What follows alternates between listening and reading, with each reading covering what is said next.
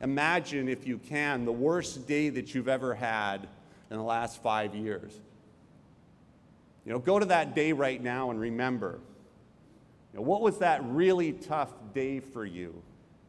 The day where you sold your boots, the day where it just didn't seem like you could go on. Maybe it was a mental health issue you were going through. Maybe it was a health crisis. Maybe you're going something through with your children. Maybe you lost someone that you really love. Now go to that day and remember that emotion and those challenges that you are facing. Now I want you to imagine that you're having that day on a park bench, a couple blocks east of here. You're outside, you don't have any money. The family and friends that help support you through that tough day, they're not around. And you feel lonely, anxious, afraid, and hopeless. Now imagine that weeks pass and you're still on that bench and you stop resembling you. And the people who once recognized you don't anymore because of your circumstances. And a community that you were once vibrantly engaged with, you no longer are.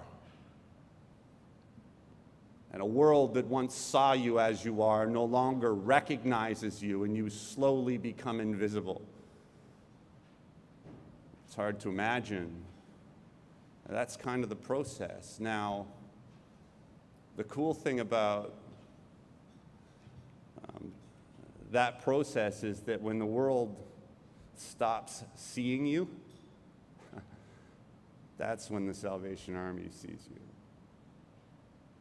I've made a mess of my life, and I want a second chance. I want a mulligan.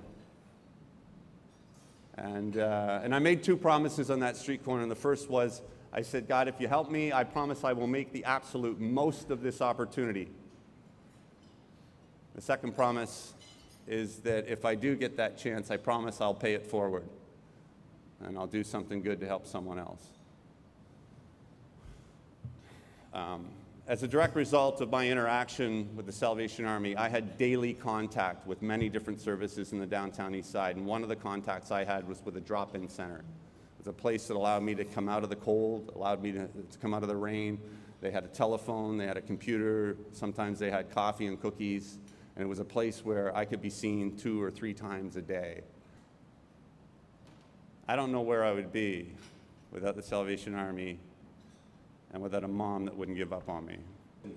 You know, what do I do when I meet somebody on the street and they ask me for money? Do I give them money? Do I give them food? And, you know, because I get asked that question a lot, and I say, you know, at the end of the day, that's really a personal choice. You can make that on your own. But what I do tell people, I say, listen, if you want to make an investment in possibility, if you want to help take the past into someone's future, if you want to do something that actually has significance, write a check to the Salvation Army. Write a check to one of the most fiscally responsible and accountable organizations whose mandate it is to reach people where they're at, that embodies those 3 wonderful virtues of faith, hope, and charity. Who can reach everyone. You and I, we want to make a difference, but we don't have access. But they do. And that's one of the reasons why our family supports the Salvation Army. I'll leave you with a poem I wrote. He picked up a can and continued his walk. This man I saw today, with dirty hair and layered old clothes, he reeked of dreams decayed. With broken tooth and crackled smile, he mumbled for some change. I passed him by, this man I saw, picking through garbage today. You know, a wrong turn here and a bad choice there can leave the best to pain. Such is the fate of some, I guess, to live that life insane. The junkie bum, the wino scum, I have no time today. I'm off to live my life divine. I passed this man today. So off I walked beyond the block and waited for the light. Beside me was a hair salon with mirrors shining bright. I looked at the man in the three-piece suit staring back at me that night, for it was me looking nothing like that man I used to fight. For back those blocks left years behind before I found the key, I realized that man I saw was nothing more than me. Behind me is a broken man, a man you see now free. Life is grand when we understand there's more to us. There's more to us.